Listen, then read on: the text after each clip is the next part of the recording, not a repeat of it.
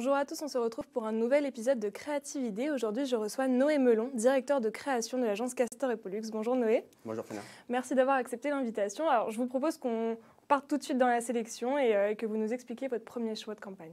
Très bien. Alors mon premier choix de campagne, mon premier coup de cœur, alors c'est un film de Léos Carax qui avait déjà commis le très bon Holly Motors et qui est revenu l'année dernière avec une comédie musicale qui a une distribution assez folle. Dedans, on a Marion Cotillard, on a Adam Driver.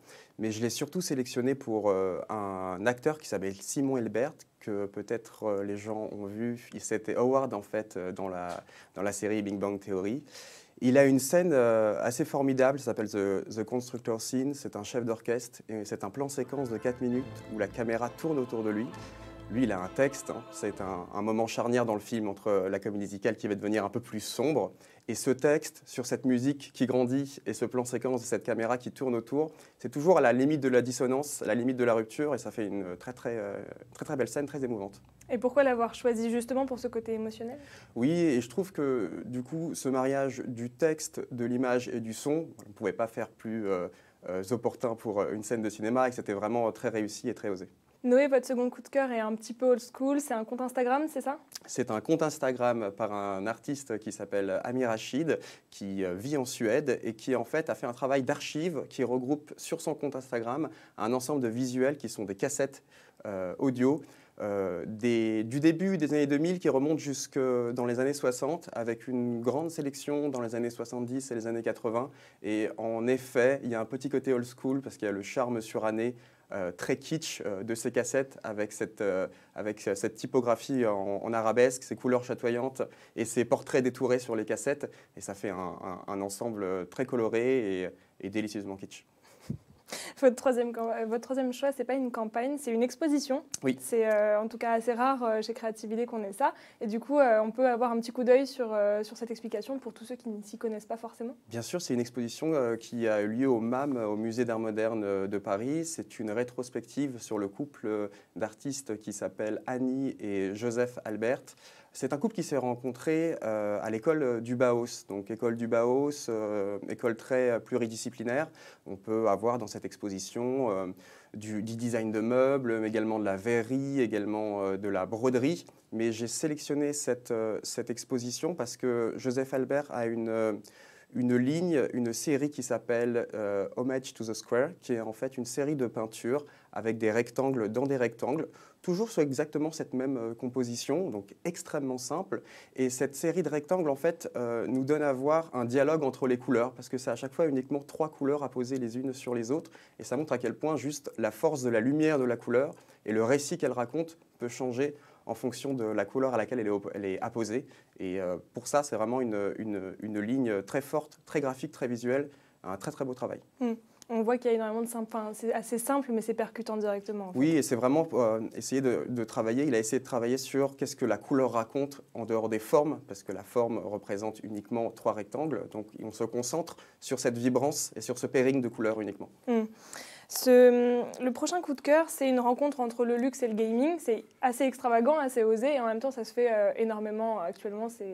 On en parle de partout. Oui, totalement. C'est une édition limitée d'Xbox qui a été lancée par Gucci. Alors, on ne peut plus l'acheter. Je crois que c'était limité à 100 exemplaires.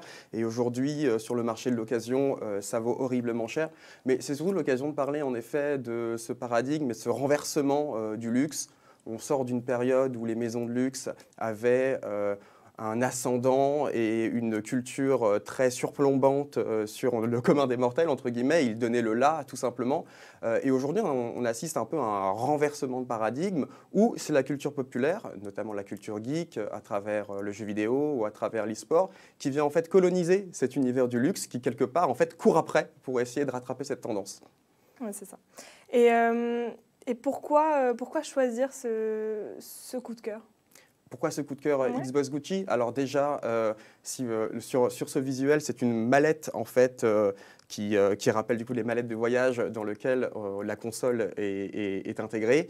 Et il y a vraiment, même au niveau des couleurs, entre les couleurs identitaires de Gucci qui sont ce rouge et ce vert et le Xbox vert alien extrêmement marquant pour la rétine, extrêmement tapant. Rien que visuellement, je trouve qu'il y a presque une déchirure, il y a presque une griffe qui choque en fait. Et j'aime bien ce côté percutant qui sort un peu du charme discret du luxe.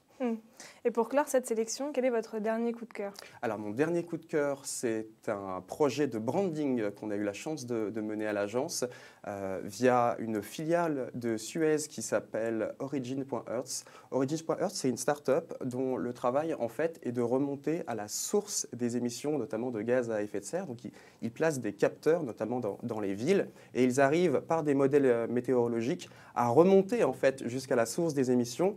Et c'est notamment très pratique pour tout ce qui est ville ou institution. Ça permet de piloter l'urbanisme, ça permet de piloter les politiques de lutte contre le réchauffement climatique pour savoir en fait si les actions qu'ils mettent en place sont efficaces. Est-ce que cette nouvelle piste cyclable a permis une baisse des émissions? Est-ce que fermer les voies sur berge a permis une baisse des émissions, etc., etc. Donc ils travaillent vraiment sur la causalité de l'effet jusqu'à la cause. Et nous, on a voulu leur rendre hommage par rapport à ça et leur branding. Le branding est composé en fait de ce signe mathématique de la causalité qui est un triangle fait en 3 points inversés avec le sommet du triangle vers le bas. Les 2 points du triangle haut représentent les 2 i de Origins et le point bas représente le point Earth. Et donc ça nous fait une composition assez élégante, Origin.Earth, qui a, comme on pense être un bon branding, une vraie velléité à raconter l'histoire de la marque dès son premier atome de son identité qui est son logo. Noé, merci d'avoir participé à cette émission de Créativité. Quant à nous, on se retrouve bientôt pour un prochain épisode de Créativité. À très vite.